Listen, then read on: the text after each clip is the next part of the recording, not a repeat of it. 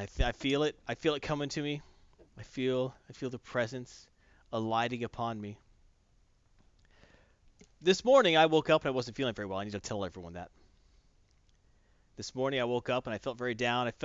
I was congested, I was impacted, I was compacted. Nothing was going well in my life. And I thought to myself, there's no reason to even get out of this bed this morning. I might as well stay here, give up on life, not work out, put on weight, forget everything I've done. Showering, done. All of it. Toothbrushing, done. I don't need any of that. I'm going to live my life in this bed and never get up ever again. And then I thought, I'm worthless, I'm scum, I need nothing. But then I remembered there's a light, my friends. There was a light at the end of this. And I thought, no, I need to get up. I need to go out there. There's a world waiting for me. There's a world that needs me. Because only I, my friends, am there. Only I can profess to bring others to us, to let everyone know the greatness that is coming upon us. And that is Heathen Dogs, Tabletop Gaming Fundamentals. All right. Thank you very much for Darth Andrea for subscribing. Yeah, Darth Andrea, thank you. Yes. Very soon that's going to come in handy because we're going to start the SSD giveaway pretty soon. But before that, we are getting Zon into gifted a sub. Awesome, man. Yes, that is good. Thanks, Zon. Thank you. Outstanding. We're going to talk about the end of the classic World of Darkness Mage the Ascension. That's right. Last time we talked about the end as it involved Vampire the Masquerade. That's right. Yes. And first we're going to get into particulars of this. Now, wait. Actually, wait. Before we do that, I cannot go over the entire canon ending for this game. It would literally take me 2 hours to go through it all. So if for those of you who know it, I'm sorry. I'm skipping over some parts. This is the abridged version. For those of you who don't know it, you're getting the highlights. We don't got 2 hours to spend on this. Exactly. I'm shooting for 35 minutes here. Okay, that's my goal. All right, so let's get to the particulars. Okay, publication date for the first edition, 1993, is when it came out. Got a second edition, 95, and a revised edition in 2000.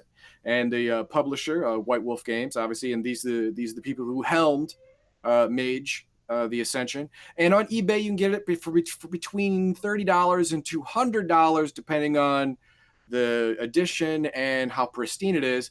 And on Drive-Thru RPG, you can get the PDF for between $15 and $30, depending on the edition. There you go. All right, now let's start with the beginning of the end. Now, if you saw my previous edition of this with Vampire the Masquerade, you know that the end time started with the awakening of the Ravnos Antediluvian. Zapathazura is one of his names. Now, this started the Week of Nightmare. Now, what was unknown to the vampires at the time is the mages were heavily involved in this. All right, they saw this and they freaked the heck out. So they brought all kinds of magical crap to bear on this guy. They hit him with four magically enhanced neutron bombs, killing hundreds of thousands of people because he was in Bangladesh at the time. Bangladesh is basically a smoking ruin at this point. There's nobody there anymore. They're all dead. Right? So much vampiric magic, so much true magic from mages were used. The massive loss of life. At the very end, he was killed by sunlight, but sunlight magnified by a magnitude of 4 because of magical intervention by the mage community. So lots of magic, lots of loss of life, and this weakened consensus. Consensus is the technocratic word for paradigm. Paradigm is the general subconscious belief that everyone has on how reality works. Everyone believes you throw an apple in the air, it's going to fall down and you can catch it. If no one believed that in this universe, you throw the apple in the air and it would keep going. That's how reality is made. It's shaped by the unconscious mind of the majority of the people in the world. Now, the survivors of this epic battle could not be stopped. Oh, what? It is time. Oh. If it's okay. Oh, okay. No, go ahead. Go ahead. Right. How many people we got in there? We got 7 people in there. It's pretty good. All right, here we go. 1, 2, 3. Our winner is Seer Care Dragon. You have All right. won. Excellent. Congratulations, Care Dragon. Go ahead and whisper Legion of Myth. Yep. And I will send you your key. Yeah, whisper us your email address and we'll send you the Steam key for this game. So congratulations. Congratulations, Seer Dragon. Outstanding. That's right. Okay. Where was I? Okay. Now, the people who saw this obviously supernatural fight, the survivors on the periphery, obviously there were no survivors near, but this was such a high scope that it could not be stopped. The press could not be shut up. These people will not shut up, and this was the beginning of the end of the world. Now, another problem that started happening is the gauntlet was starting to become impassable. Now, the gauntlet is the barrier between the real world and the spiritual world. And this barrier has several levels. If you've ever played Dungeons and Dragons, I can give you an analogy that is close enough for government work. All right, in Mage the Ascension, there is the physical world. There is the Penumbra, which is the near Umbra, the Umbra, which is the full-on spirit world, and the Deep Umbra, which is the way out there, lots of weird crap out there. If you want to use AD&D terms, you can say Prime Material Plane, Order Ethereal Plane, and Astral Plane. You can think of it like that, and you're not going to be that far off. Mages and many werewolves can pass through the gauntlet, this barrier, into the spirit worlds. But after the Week of Nightmare, for some reason, it's becoming more and more dangerous. People either die trying to do it or get through and are grievously wounded. And at this point, they don't know what's going on. And then, of course, there's that big red thing in the sky. Yeah, that's kind of scary. Yeah, kind of scary. The red star. Now, this red star is the event that transverses all of the classic World of Darkness end time games. It appears in all of them. Well, for those who can see it. I mean, at first, it starts off only in the spirit realm is it able to be seen, or by those with some kind of supernatural sensing, which is basically every mage ever. Look up at the sky and go, oh, what? Anyone who looks at it is like, wow, that's bad. I don't know why I know that's bad, but it feels bad. And it looks like it's getting bigger every day. Vampires call it Cain's Eye or Wormwood because they didn't know what the hell to call it. Mages call it Telos. They have a better idea of what it is. But werewolves call it Anthelios, which is the anti-sun. They have a great idea what it is because they actually have a prophecy about it. But I'm not going to get into that. That is for part 3. That's right, werewolves. Werewolves, yes. That werewolf had an end time too. Anyway, so after a little while of this whole barrier thing, they studied it, and they discovered the Avatar Storm.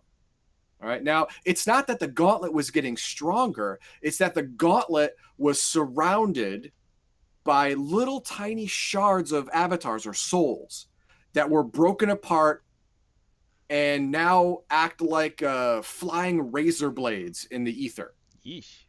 So passing through that, you get cut up. Oh, yeah, a little bit, yeah. Yeah. And it's slowly eating away at all of the layers of the gauntlet. And this is bad. This is super bad. There's a reason a barrier exists between the real world and the spirit world. A lot of things in the spirit world don't like the real world that much. So there's going to be a problem, and mages are freaking the heck out. Now, another problem is that the Avatar Storm itself, if an awakened person, someone's soul who is awakened and can use true magic, a mage, gets close to an Avatar Storm, it will be drawn to you and flay you from the inside out. Ooh, that's bad. No, it's bad. And if a sleeper, someone whose avatar is not awakened, about 10% of the time when they encounter an Avatar Storm, they don't get hurt by it, but they can spontaneously awaken, which further weakens consensus, because now there is another person who can alter reality. That's what mages do. That's what true magic is the ability to alter reality. People see that, enough people see that, and the group mind of the world starts to slowly change, which weakens the barrier even more. It's a like kind of like a snowball rolling downhill. It's just gaining power, gaining momentum. Now, weaknesses or shallowings in the gauntlet cause the Avatar Storm to breach the real world for short periods of time, killing nearby mages that are, you know, unlucky enough to be there, and awakening nearby sleepers. Oh, and also that momentary tear in the gauntlet lets other things in. Like, remember those things, those spirit things I was talking about that don't like people so much? Yeah, I remember Like those. I don't know, umbral spiders. They're nasty. They're Yes, nasty they are not things. your friends. Yeah, these are spiritual things that were never alive and don't like the living that much, and just want to eat your brain or your efflua or whatever, your guts. Your effluvia. Yeah, yeah. They don't like you. They don't like you. So this storm is bad news, and it's making the world a bad place. So why is this happening? One guy, Vormas, the Grand Harvester of Souls and Isn't that a Giant metal Meatbag. song? It should be. Sorry. Okay. He is hundreds of years old. He is a Euthanatos mage who specializes in entropy magic. Entropy, as we all know, is the idea that all things break into their constituent parts, and then maybe even beyond that. Entropy is a fact. Entropy is going to happen. So most mages who have mastered entropy have come to the acceptance that they will one day die, just like the universe will one day go into heat death. That's exactly what's going to happen. Vormus did not. Decay. There you go. Ravenslayer. Decay. That's right. He never accepted it. He hid this fact from his fellow Euthanatory mages, but he had a plan. He started this plan a couple hundred years ago. He started influencing death cults, serial killers, and insane mages to change their ways to help influence reality in a way that down the line, if he were to move all the pieces right and create an Avatar Storm, which I didn't say he didn't create it, but he had a hand in it behind the scenes, he can control it to break down the barriers between the spirit world and the real world. Now, why do you want to do this? This sounds bad. Yeah, This it sounds sounds like like a real super D-bag bad. move. It is. It sounds like everyone's going to die from this, but he's got a plan, right?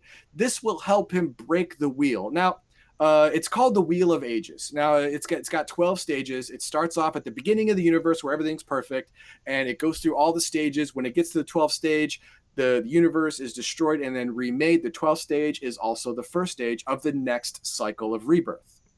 Fair enough. Now, the werewolf term for this is the weaver, the worm, and the wild. The weaver is the grand spirit of creation, of patterns, of making things. The worm is the grand spirit of entropy or decay that breaks down what the weaver's created, and the wild is the grand spirit of what's left over, is of possibility of new things that can be created, and then the weaver takes over again and the cycle starts over again.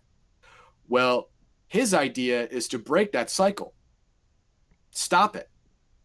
It's a bold plan. It's a bold plan, and he's got the cojones to do it.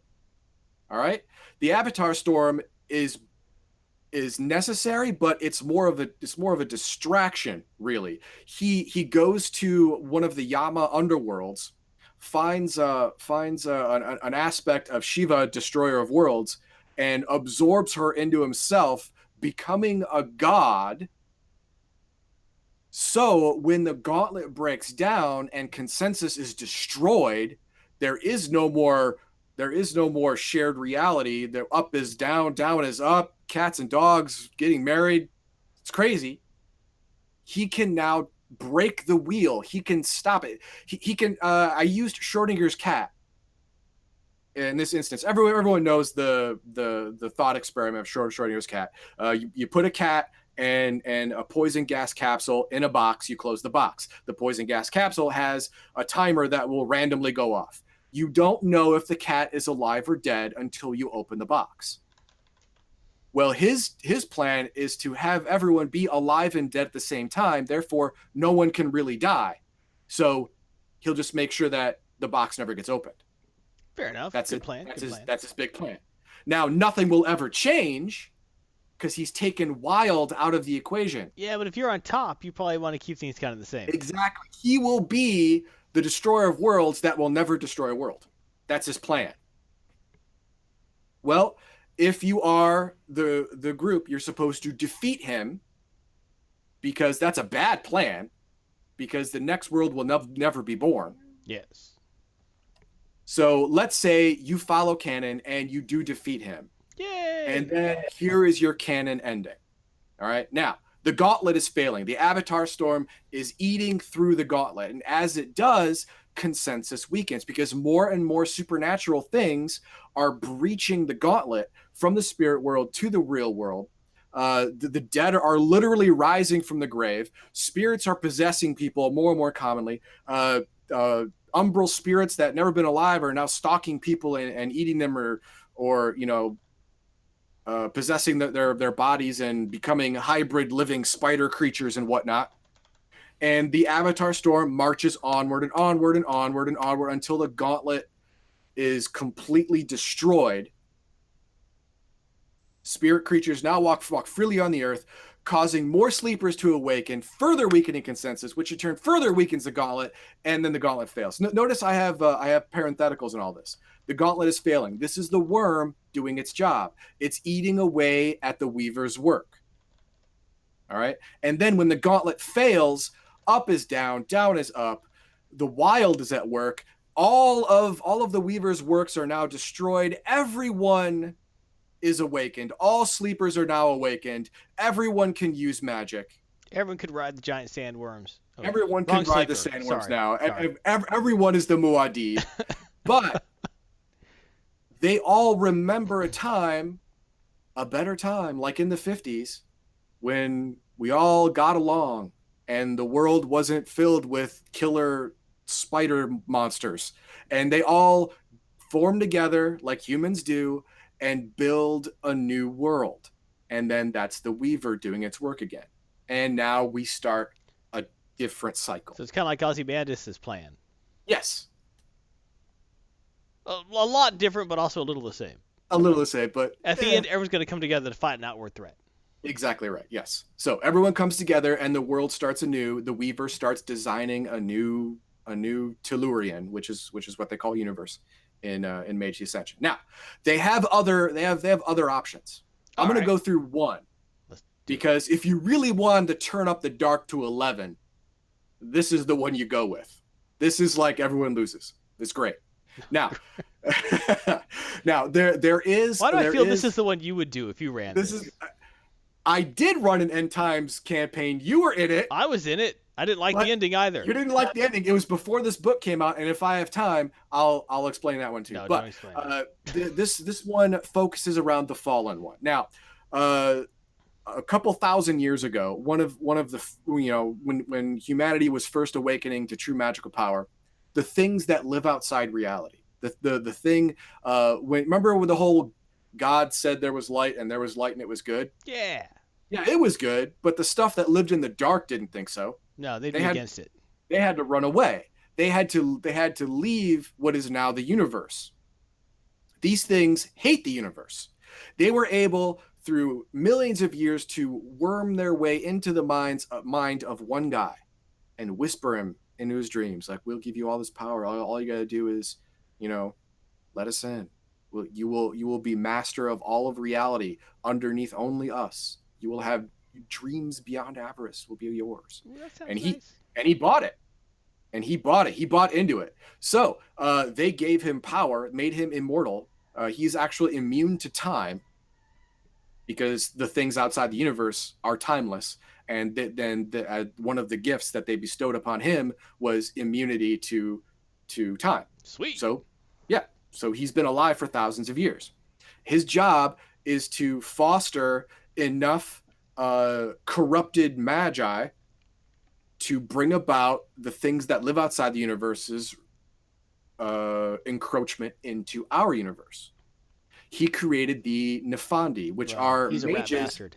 Yes, which are mages who have been, whose souls have been turned inside out and are totally corrupted, serve these dark masters to, and just these guys are awful. Like Ted Bundy, you'd want to invite him over for brunch, but before a Nefandus mage. Seriously, these guys you bring the food, Ted. It'll be all right. Exactly. You will have Ted bring the steak. Seriously, and you're like, good. Tastes like chicken. Whatever. Now, in this ending, he controls the Avatar Storm. He is purposefully weakening the gauntlets so his masters can breach reality. And you have to go and fight him, but you lose because he's so much more powerful than any of the player characters possibly could be. But you fight the good fight. The gauntlet fails, his masters come, and Ascension is not the ascension of humans, it's the ascension of the things that were before, that are now again, because they now inhabit reality that God created, and they just make a mockery of it. That doesn't sound Humanity good. is now ruled by unnameable things and their servants, the Nefandi, and at the head, the Fallen One, who does not have a name because he had to give up his name to receive power from the unnameable things. Well, yeah, if you can be named, you can be controlled. Exactly. He has no name, so he cannot be controlled by anything in this reality. I don't like that ending. No, I don't like that either. So, how do we have time to go over how I pissed you off for 2 weeks? Sure, go ahead. What do you mean 2 weeks? I'm still mad. You still, well, you wouldn't talk to me for a couple of weeks. But while we're doing this, I'm going to open up the SSD prize. Everyone's been waiting for it. I know you have. I'm going to open it up. There it is. Type !prize to join in. You have to be a subscriber to join. You have to be a subscriber. That's just how it works. All right. And while everyone is doing that, there's got to be 10 people. 10 people have to join in this thing, or I'm not giving it away. This is mine. I bought this with my money. Or I would. I'm not letting just like someone get a 33% chance to win this thing. No, 10% is what you get. Anyway, so in my mage campaign, there was a god figure. He was the very first human to awaken, to be able to use true magic, and he went further into the universe than any other mage had ever gone. And he found the center of the universe where all souls go. When the person dies, their soul goes away and then comes back reborn into someone else. Well, he wanted to see where these souls went, and he found the center of the universe where souls go to get their knowledge purged and then get sent back. He touched the center of the universe, and he got the knowledge of every person that had ever died. And now he has that. Whenever someone dies, he gains all their knowledge. So he became like God. I mean, he has all the knowledge of every human that has ever died. Ever. And he sees the world going to crap.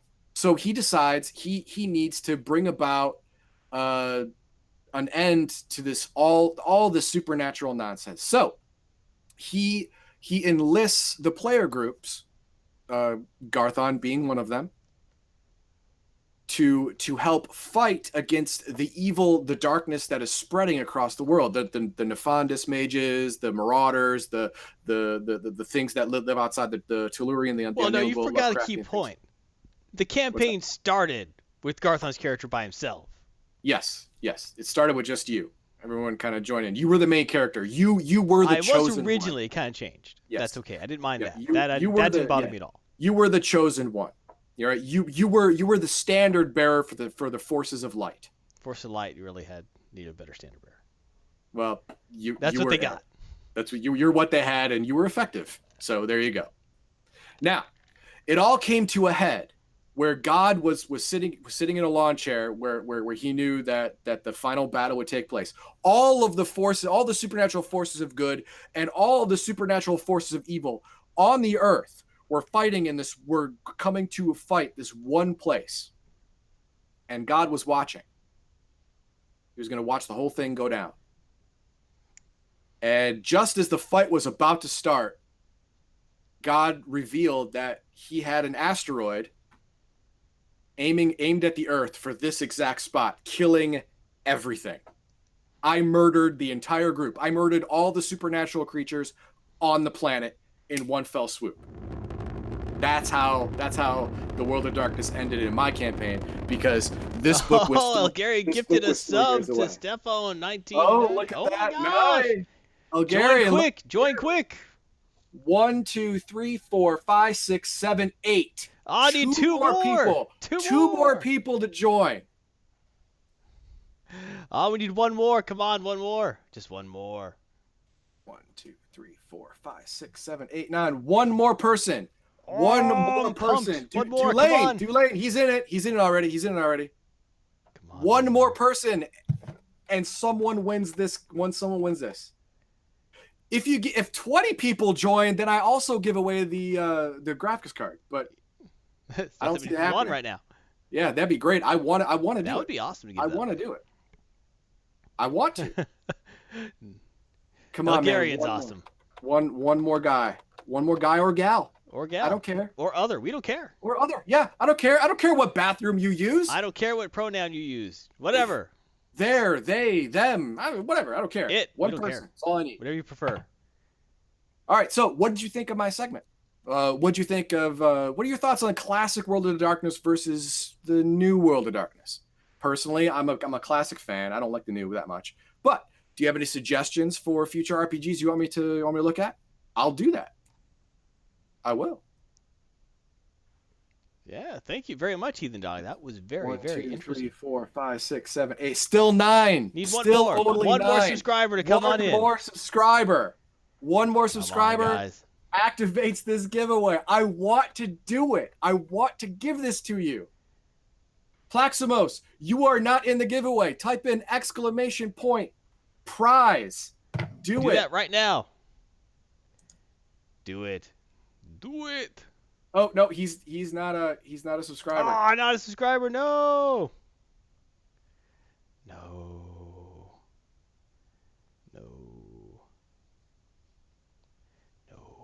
But don't miss an episode of Heathen Dog. All you go to Twitch, you say, hey, I'm gonna follow the Sleeps with Myth people. You go to the heart to check mark. It's like, oh, hey, I'm notified that. Wow, stop. You can subscribe. We're working that right now. Subscribe, get an awesome prize. Just need one more person jump in on this one. And also YouTube, subscribe notifications, zing. Everything's happier with your YouTube subscription. Give it one more time. Maybe no subscriber comes online. Oh God, there's 19 people watching right now. No, actually 17. There's 17 people watching right now. Just need one more subscriber to sign up for this to win the SSD. We'll activate this giveaway. You have a 10% chance for your $5 to turn into 60. This goes on Amazon for $59.95. So, for more Heathen Dog, you watch on YouTube. Watch his Heathen Dogma segments. Watch old anime and RPG segments. Watch his team-ups with Garthon, Neverwinter, Star Trek Online, other games. Watch his past streams where he plays many games. Usually it's pretty entertaining. You could watch him cry sometimes. There actually is one game he played I won't mention, but it was beautiful to watch his soul get crushed a little bit. It's kind of like when you watch me not play the Banner Saga. That actually won at the end. That was fun. No, War Machine Tactics. When you watch me play War Machine. Yeah, where your soul was constantly ground, slowly. Every game was horror. Like a millstone, just ground into it broke me. I haven't played even the miniature game since that. Okay, that's how hard it hurt me. It's bad. Oh my gosh, this still pains me. Eli, let's Is Glepo one here? Who else is here? I know there's another subscriber on. So, and then make sure to watch on Monday where he's streaming at 8 Central, 9 Eastern, Sins of a Solar Empire with mods. He's currently doing... I'm doing the Star Trek Armada 3. Yes. Yes, and I am playing as the Borg because that's what the people wanted. You're playing as the Borg? Yes. We have another subscriber. Plaximos. Oh my God, Raven's Lair gifted a sub to Plaximos. Oh my God, Plaximos, type it in, man. I feel the love. I feel the love here tonight. This is amazing. Oh my God, this is beautiful. And type it in, man. Plaximos, do it. Plaximos, type in exclamation point. Prize, exclamation point, prize. Do it. Do it. Exclamation point, prize. Plaximos, come on, man. Do it for me. Do it. Boom! He did it. Yes! He did it. All right. Oh, we're giving this puppy away. I'm excited. We're giving this away. We're closing the giveaway. We're closing it. Here it comes. Here comes the winner. Here comes the winner. Can you do it? Can I don't have ready? a drum roll. Are you ready? I'm ready. Pick the winner. Zon! Oh, Zon, you won! Congratulations! Congratulations, Zon. Zon is the winner. Outstanding. Thank you. Oh, wow. You've won yourself an MX 500 250 gig SSD from Crucial. Congratulations, Zon. Zon, you are outstanding. You even gifted a subscription. You deserve it.